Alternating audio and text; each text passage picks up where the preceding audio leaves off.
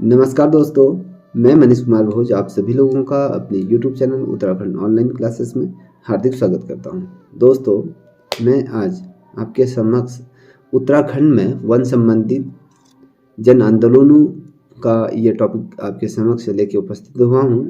इस टॉपिक से भी बहुत ढेर सारे प्रश्न आपके एग्जाम में पूछे जाते हैं, चाहे आप पुलिस भर्ती की तैयारी कर रहे हो या पटवारी की या समूह गाँव की या कहें आप लोअर पीसीएस या पीसीएस, ये तमाम उत्तराखंड के अंतर्गत जितनी भी प्रतियोगिता परीक्षाएं होती हैं उनमें ये प्रश्न पूछे जाते हैं।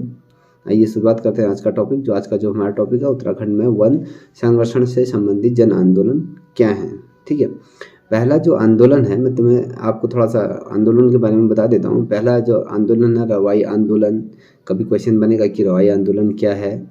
उसके बाद चिपको आंदोलन, आप सभी लोग इससे परिचित हैं कि चिपको आंदोलन एक बहुत बड़ा ये संघर्ष रहा वनों को सुरक्षित करने के लिए उत्तराखंड में। या फिर बात करें जो वर्ष 1977 में जो वनों से संबंधित जो आंदोलन हुआ था, और डूंगी पैंतोली आंदोलन हुआ था। उसके बाद पानी राखो आंदोलन भी उत्तराखंड में ही हुआ। ये जो प्रमुख आंदोलन हैं, और उसके अंतर्गत आप देखोगे रक्षा सूत्र आंदोलन, ठीक है, फिर मैत्रिक आंदोलन हुआ था, फिर झपटो छीनो आंदोलन भी उत्तराखंड में ही हुआ था। जो महत्वपूर्ण जो ये आंदोलन है, ये आंदोलन कहीं ना कहीं हमारी प्रतियोगिता परीक्षाओं में पूछे जाते हैं। देखिए, आइए शुरुआत करते हैं रवाई आंदोलन से। देखिए, रवाई आंदोलन था क्या, यह हमें समझना बहुत ज़रूरी होगा। इस आंदोलन को तिल्हाड़ी आंदोलन भी कहा जाता है। कभी क्वेश्चन बनेगा कि रवाई आंदोलन को दूसरे किस नाम से जाना जाता है, तो आपको पता होना चाहिए कि ये तिल्हाड़ी आंदोलन के रूप में भी इसे जाना जाता है। ठीक है, और इसकी शुरुआत जो हुई थी दोस्तों, ये 1930 में एक नए वन कानून को समाप्त करने के लिए टिहरी रियासत के विरुद्ध रवाई आंदोलन या कहें ये तिल्हाड़ी आंदोलन का प्रारंभ हुआ। और इस आंदोलन से संबंध में यदि मैं बात करूँ तो 30 मई को इस आंदोलन में क्षेत्र में इसको शहीद दिवस के रूप में भी मनाया जाता है। ठीक है, क्वेश्चन क्या बना कि रवाई आंदोलन को दूसरे किस नाम से जाना जाता है। पहला तिल्हाड़ी आंदोलन के नाम से जाना जाता है, और इसकी शुरुआत का इसको समाप्त करने के लिए तो इस आंदोलन की शुरुआत जो इसको समाप्त करने के लिए क्या था, जो नया कानून को इसमें समाप्त करने के लिए वन जो कानून था, नया कानून, उसको समाप्त करने के लिए इसमें कहा गया था। जो 1930 में जो नए वन कानून को यहाँ पर समाप्त करने हेतु जो टिहरी रियासत के विरुद्ध यहाँ पर क्या किया था, यह आंदोलन कर दिया गया था। जो स्थान जो रवाई आंदोलन कहें या फिर तिल्हाड़ी आंदोलन के नाम से ये जाना जाता है। और इसी आंदोलन को 30 मई को शहीद दिवस के रूप में भी इसे जाना जाता है। अब बात करते हैं अगले आंदोलन की, जो है आपके चिपको आंदोलन की बात करते हैं। ठीक है, अब चिपको आंदोलन क्या है, ये इसकी शुरुआत हुई थी 1974 में, जब वनों की कटाई बहुत अधिक मात्रा में उत्तराखंड में हो रही थी। जिस प्रकार से हमारे पहाड़ों से वन संपदा को बहुत अधिक नुकसान पहुंचा के यहाँ की जो लकड़ियाँ हैं, देवदार हो, बांज हो, या अलग अलग जितने भी भांति भांति के यहाँ वृक्ष पाए जाते हैं, इनका अधिक मात्रा में क्या होने लगा, दोहन होने लगा। तो इस दोहन की वजह से कहीं ना कहीं हमारे पहाड़ उजड़ रहे थे। जो शालीनता, जो खूबसूरती इन पेड़ों को लेके थी, वो कहीं ना कहीं धूमिल हो रही थी। तो इसके विरुद्ध जो वर्ष 1974 में जो वनों के अंधाधुंध कटाई हो रही थी, इसके विरुद्ध गोपेश्वर में, जो गोपेश्वर चमोली में चिपको आंदोलन का यहाँ पर क्या हुआ, सूत्रपात हुआ। और 23 वर्षीय एक महिला थी यहाँ पर इस गाँव में, उनका नाम था गौरा देवी, ने इस आंदोलन का नेतृत्व किया। ठीक है, और जो ये आंदोलन प्रारंभ हुआ था दोस्तों, यदि मैं बात करूँ, जो ये चमोली जिले के जो रैणी गांव, आप सभी लोग जानते होंगे रैणी गांव कहाँ है। और ठीक है, ये रैणी गांव से इस आंदोलन की क्या हुई थी, शुरुआत हुई थी। और इसमें क्या, जो वन आंदोलन के अंतर्गत जो कटाई हो रही थी, बहुत अधिक वृक्षों को नुकसान पहुंच रहा था, और कहें यहाँ की जो वन संपदा बहुत अधिक मात्रा में क्षीण हो रही थी, उसके विरुद्ध, कटाई के विरुद्ध ये एक आंदोलन का प्रारंभ हुआ। ये आंदोलन चलाया गया कि इस प्रकार से वनों का दोहन ना हो। और चिपको आंदोलन का जो प्रारंभिक जो नारा था, कभी क्वेश्चन बनेगा कि चिपको आंदोलन का जो प्रारंभिक नारा क्या रहा, तो वो जानना हमारे लिए बहुत महत्वपूर्ण है। ठीक है, अब जो ये आंदोलन का जो प्रारंभिक जो नारा था वो हिम पुत्रियों की ललकार, कभी क्वेश्चन बनेगा, बहुत महत्वपूर्ण है। आपने इस चीज़ को आप अच्छी तरीके से नोट कीजिएगा, मेरे साथ आप नोट्स बनाते हुए चलिएगा। जो इस आंदोलन का जो नारा था, जो प्रबल रहा, वो था हिम नारियों की पुत्रियों की ये ललकार, वन नीति बदलो सरकार, वन जागे वनवासी जागो, ये था इसका क्या नारा था। पुनः मैं इसको रिपीट करूँगा, कभी क्वेश्चन बनेगा कि आपके जो चिपको आंदोलन था उसका प्रमुख नारा क्या था। ठीक है, उसमें जो प्रारंभिक जो नारा दिया गया था शुरुआती दौर में, जो इससे संबंधित जो नारा दिया गया था, हिमपुत्रियों की ललकार, वन नीति बदले सरकार, वन जागे वनवासी जागे, ये क्या था इसका आपका कहें नारा ये था। ठीक है, अब बात करते हैं इसी के अंतर्गत सुंदरलाल बहुगुणा जी की और चंडी प्रसाद भट्ट जी के नेतृत्व में भी चिपको आंदोलन को एक नया विस्तार कहें, एक नई दिशा, एक नई रूपरेखा, यहाँ पर इन दो महान प्राणवादी कहें जिन्होंने अपना संपूर्ण जीवन पर्यावरण की सुरक्षा या उसकी बदहाली जिस प्रकार से हो रही थी उसको बड़े गंभीर रूप से विश्व पटल पर रखने की कोशिश की, और कोशिश ही नहीं की, अभी तो यहाँ पर ये सफल भी हुए। इन्होंने लोगों के मन में पर्यावरण के प्रति जो प्रेम जो होता है उसे उजागर किया, और सुंदरलाल बहुगुणा जी ने चिपको आंदोलन में हिमालय बचाओ और देश बचाओ का यहाँ पर इनके द्वारा नारा दिया था, और इस नारे से कहीं ना कहीं उत्तराखंड के जो वासी हैं बहुत अधिक प्रभावित हुए। आज भी ये नारा त्यों जस के त्यों, जहाँ पर अवैध रूप से इस प्रकार का खनन होता है या कहें कटाई होती है वनों की, तो उसमें भी ये बहुत महत्वपूर्ण है, क्योंकि इस नारे से कहीं ना कहीं उत्तराखंड की पहचान बनती है। जैसे कि हिमालय बचाओ देश बचाओ का ये नारा बहुत महत्वपूर्ण है। देखिए, जब हमारा हिमालय बचेगा तब देश भी बचेगा, क्योंकि हिमालय से हमें मीठे जल का जो पानी का जो स्रोत होता है वो हमें हिमालय से मिलेगा। और यदि पेड़ों का अंधाधुंध कटाई हो जाएगी तो आप सोचिए, समय पे बारिश नहीं होगी, अकाल की स्थिति बनेगी और गर्मी का आलम अधिक होगा, तो हमारे जो प्राकृतिक स्रोत हैं वो सूख जाएंगे, जहाँ पर एक बहुत बड़ा जल संकट हमारे समक्ष ये आ खड़ा उठेगा। तो कहीं ना कहीं वन संपदा के सुरक्षित होने से मनुष्य जीवन भी कहीं ना कहीं सुरक्षित रहता है। ठीक है, अब यदि हम बात करें इस आंदोलन के लिए जो चंडी प्रसाद भट्ट जी थे, उन्होंने वर्ष 1981 के में उन्हें रेमन मैगसेन पुरस्कार से भी इन्हें नवाजा गया। कभी क्वेश्चन बनेगा कि 1981 में किस व्यक्ति को रेमन मैगसेन पुरस्कार से सम्मानित किया गया, तो वो आपको पता होना चाहिए कि वो चंडी प्रसाद भट्ट जी को ये इस पुरस्कार से क्या कर दिया था, नवाजा गया था।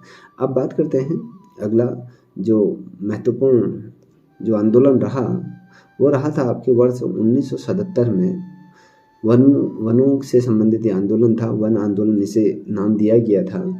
तो इसके अंतर्गत क्या था, वर्ष 1977 में वनों की नीलामी के विरोध में राज्य में एक बहुत बड़ा ये आंदोलन छिड़ा, जिसके अंतर्गत क्या था, यहाँ पर जो बाहर के जो ठेकेदार होते थे तो उनको ठेका दिया जाता था कि आप इतना क्षेत्र में आप इतने वृक्षों को काट सकते हैं। तो इस नीति को यदि ये पूर्ण रूप से लागू हो जाती तो आज जिस प्रकार से उत्तराखंड में बहुतायत मात्रा में जो वनों का जो हमारी धरोहर है, वन जो हमारी लाइफलाइन भी एक रूप से है, तो वो शायद ही देखने को मिलती। और जो यहाँ पर दुर्लभ प्रजाति के जो वृक्ष हैं या जड़ी बूटियाँ हैं, शायद आज वो ना होती। और इस के विरुद्ध में इस आंदोलन की शुरुआत हुई 1977, ये वन आंदोलन ये रहा। इसमें 1978 में पहली बार उत्तराखंड का यहाँ पर क्या हुआ, बंद का आह्वान किया गया। उत्तराखंड को पूर्ण रूप से या कहें लॉक करने की ये आंदोलन था। ठीक है, कभी क्वेश्चन बनेगा कि किस आंदोलन के माध्यम से जो वनों से संबंधित है, जैसे हम उत्तराखंड में वन संरक्षण संबंधी जन आंदोलन की बात करें तो उसमें पहली दफे पूर्ण रूप से उत्तराखंड को बंद कब किया गया, किस वर्ष किया गया, आपको पता होना चाहिए। 1978 में पहली बार ये उत्तराखंड बंद बुलाया गया। इसमें ये व्यापक रूप से ये सफल भी रहा। अब डुंगी पैतोली जो आंदोलन है, अब ये क्या है, ये इसकी जो शुरुआत हुई थी दोस्तों, चमोली जनपद के डुंगी पैतोली में बांज के वृक्षों के जंगल की यहाँ पर कटाई बहुत अधिक मात्रा में हो रही थी। जैसे कि आप सभी को पता है कि बांज के जंगलों से ही हमें ताज़े पानी का स्रोत या कहें जो हमारी ज़मीन है उसमें नमी बरकरार रहती है। तो यहाँ पर जो बांज के वृक्ष थे इनकी अंधाधुंध रूप में यहाँ पर कटाई प्रारंभ हो गई थी, जिसकी वजह से हमारा जो आसपास का वातावरण था कहीं ना कहीं उस पर भी उसका प्रभाव पड़ने लगा था। कहीं भूस्खलन हो रहे थे, कहीं पर जो हमारे पशुओं को जो बांज के वृक्षों के माध्यम से जो चारा मिलता है वो नहीं मिल पा रहा था। तो इस आंदोलन को समाप्त करने के लिए ये आंदोलन की शुरुआत की गई। इसमें सभी महिलाओं ने क्या करा, जो चमोली जनपद के डुंगी क्षेत्र की जितनी भी महिलाएं थीं उन्होंने इस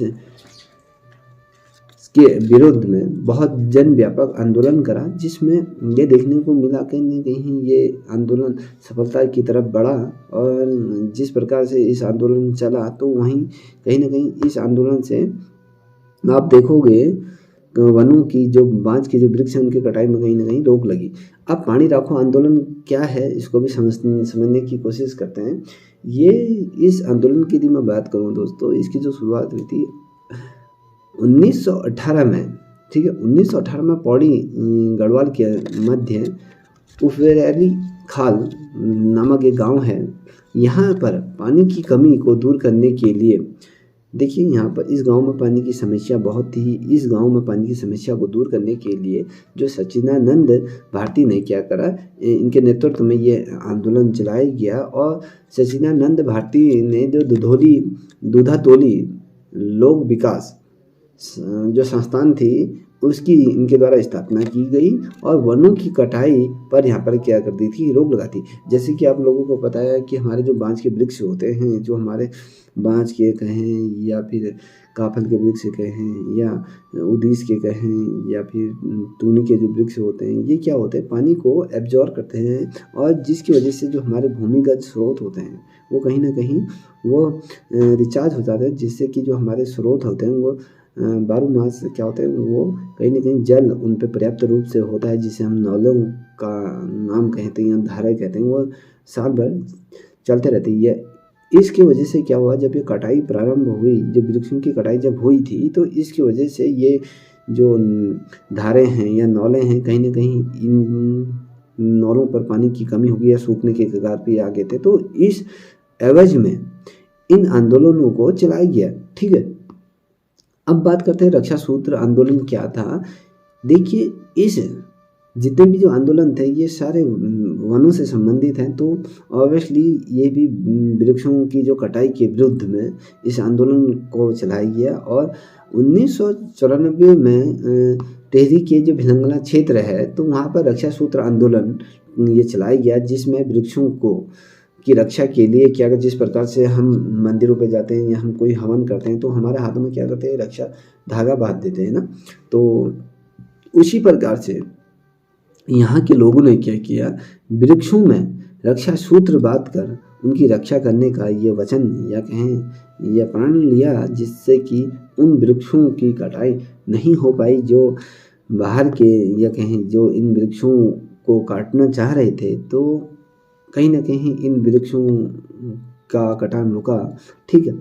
अब बात करते हैं दोस्तों, मैत्रिक आंदोलन बहुत महत्वपूर्ण है। यदि आप लोगों को ये वीडियो पसंद आए तो प्लीज़ इस चैनल को भी आप लाइक शेयर सब्सक्राइब अवश्य करें दोस्तों, साथ ही अपने दोस्तों को भी यहाँ पर साझा करें। अब बात करते हैं मैत्रिक आंदोलन की। तो मैत्रिक आंदोलन क्या था, देखिए गढ़वाल क्षेत्र में 1996 में कल्याण सिंह रावत ने मैत्रिक आंदोलन, जिसे माइका आंदोलन का भी ये सूत्रपात किया गया। अगर कभी क्वेश्चन पूछा जाता है कि जो माइका आंदोलन कि माइका आंदोलन क्या है, इसको दूसरे नाम से क्या जाना जाता है, तो दूसरे जो नाम से इसे जाना जाता है मैथिक आंदोलन को ही माइका आंदोलन कहा जाता है। माइका मतलब जो किसी लड़की का जो उसका घरों निवास होता है, जहाँ पर उस लड़की का जन्म होता है, उसे ही माइका बोला जाता है। तो इसी प्रकार से वनों का जहाँ पर निर्धारित स्थान है जहाँ पर उनको उगाया जाता है, तो उसे भी माइका के आंदोलन के रूप में इसे जाना जाने लगा। और मैथिक आंदोलन में केवल अविवाहित युवतियाँ इसमें सम्मिलित होती थी। इस जो मैथिक आंदोलन के अंतर्गत एक बड़ी खूबी इस आंदोलन की ये थी, जितनी भी शादीशुदा महिलाएं थी या बुजुर्ग महिलाएं थी, इस आंदोलन का वो पार्ट नहीं हो सकती या हिस्सा नहीं हो सकती है। इस आंदोलन में सिर्फ वही प्रतिभाग कर सकता है जो अनमैरिड हो, जो अविवाहित महिलाएं हों, तो वो इसमें क्या कर सकता है, पार्टिसिपेट कर सकता है। ठीक है। और इस आंदोलन के अंतर्गत यदि मैं बात करूं दोस्तों, विवाह में जो वधु होता है, वर वधु द्वारा यहाँ पर वृक्ष रोपने का भी क्या हुआ, प्रचलन यहाँ पर प्रारंभ हुआ। आप लोगों ने देखा होगा कि बहुत से जब विवाह होता है, बहुत से लोग क्या करते हैं, विवाह के समय वृक्षारोपण करते हैं। आए दिन हमें अपने जीवन में करना चाहिए। कम से कम अपने संपूर्ण जीवन में एक व्यक्ति को कम से कम 100 वृक्ष तो अवश्य लगाने चाहिए अपने जीवन काल में। ये और कुछ करे ना करे, परंतु अपने जीवन काल में 100 वृक्ष अवश्य लगाएं। देखो, छपटो छीनो आंदोलन क्या है, इस पे भी हम चर्चा करेंगे। देखिए, जो ये आंदोलन था, ये रैणी और तल्ला, तमोला आदि गांव की जो जनता के द्वारा इन आंदोलनों पर जो परंपरागत अधिकार इन गांवों के लोगों का था। ठीक है। और यदि मैं बात कहूँ, यहाँ पर नंदा राष्ट्रीय पार्क प्रबंधन ग्रामीणों को यहाँ पर सौंपने की मांग की थी, जो हम जिसे नंदा देवी बायो रिजर्व जो जिसे हम बोलते हैं। तो यहाँ के ग्रामीणों का ये था कि ये जो पार्क है, ये ग्रामीणों को सुपुर्द किया जाए, और इसके संबंध में इस आंदोलन का प्रारंभ किया गया। इस आंदोलन का जैसे नाम है झपटो छीनो आंदोलन, मतलब अब छीन कर प्राप्त करो, ये इसका था। अब इसमें क्या था, इसको लेकर जो ये आंदोलन चला था, 21 जून 1998 में इस आंदोलन का क्या हुआ, प्रारंभ हुआ। ठीक, ये बहुत ज़्यादा महत्वपूर्ण है। अगर मैं कुछ आपके समक्ष कुछ रखूं, जैसे कि वन संपदा योजनाएं और कार्यक्रम की यदि मैं बात करूं, इस संबंध में बहुत से ऐसे योजनाएं भी चली, कार्यक्रम भी हुए। अब देखिए, जैसे हम बात करते हैं मिश्रित वन खेती मॉडल की बात करें, कभी क्वेश्चन आता है कि ये कहाँ हुआ। ये देखिए, ये जो मिश्रित वन खेती मॉडल है, ये रुद्रप्रयाग निवासी जो जगत सिंह चौधरी जो थे दोस्तों, इन्होंने क्या किया, 30 वर्षों के प्रयास के उपरांत इन्होंने क्या करा, जो मिश्रित वन खेती का मॉडल इनके द्वारा तैयार किया गया, और ये पर्यावरण संरक्षण या कहें पारिस्थितिकी चीज़ को यहाँ पर बैलेंस या कहें संतुलन करने का ये इनके द्वारा बहुत महत्वपूर्ण कार्य किया गया। और साथ ही अपना गांव अपना वन, ये भी नीति उत्तराखंड सरकार द्वारा चलाई गई थी। ये क्या है, इसमें इस योजना के तहत क्या था, अपने गांव के वनों को, ठीक है, गांव को वनों से सीधा जोड़ना, इसका मतलब था कि इस योजना को गांव के वनों से सीधा जोड़ने का प्रयास इसमें किया गया था। और इको टास्क फोर्स का भी गठन उत्तराखंड सरकार द्वारा किया गया था। इसमें वनों के विरुद्ध वनों को सुरक्षा उपलब्ध कराना और भूतपूर्व सैनिकों को स्वरोजगार के तहत इसको जोड़ना, जिसके अंतर्गत जो भूतपूर्व सैनिक जो रिटायर हो जाते हैं उनको इसके अंदर इस मुहिम में जोड़ा गया। जहां पर देखने को मिला कि वर्ष 2008 से 9 तक इसे इको टास्क फोर्स का यहाँ पर गठन किया गया। यहाँ पर क्या हुआ, जो भूतपूर्व सैनिक रिटायर होता है ना, इनके द्वारा एक तरफ से कहें पर्यावरण को और सुरक्षित है, या कहें यहाँ पर जो वृक्षारोपण अधिक मात्रा में इस समय इनके द्वारा किया गया है। आज यदि हम देखें इस इको टास्क फोर्स के माध्यम से, अगर मैं अल्मोड़ा जनपद की बात करूँ, अल्मोड़ा जनपद के से 12 किलोमीटर दूर कोसी के अंतर्गत यहाँ पर इको टास्क फोर्स के जो भूतपूर्व सैनिकों के माध्यम से कोसी के मध्य बहुत बड़ा विशाल ये जंगल का निर्माण किया गया, उनकी देखभाल की गई, पशुओं से बचाया गया, जब आग लग जाती है उससे बचाया गया। इसी प्रकार से उत्तराखंड के विभिन्न जनपदों में इस प्रकार के टास्क फोर्स चले, जहाँ पर वनों को सुरक्षित, समृद्ध और उनकी पैदावार अधिक बढ़ाने के लिए ये कवायद शुरू की गई थी। ये जो सारा चीज़ मैं आपके समक्ष लेके उपस्थित हुआ, ये उत्तराखंड से संबंधित से संबंधित जन आंदोलनों की मैं बात कर रहा था। यहीं से आपके बहुत ढेर सारे क्वेश्चन बनेंगे। तो दोस्तों आई होप आपको ये वीडियो पसंद आई होगी। तब तक के लिए इतना ही। जय हिंद, जय भारत, जय उत्तराखंड।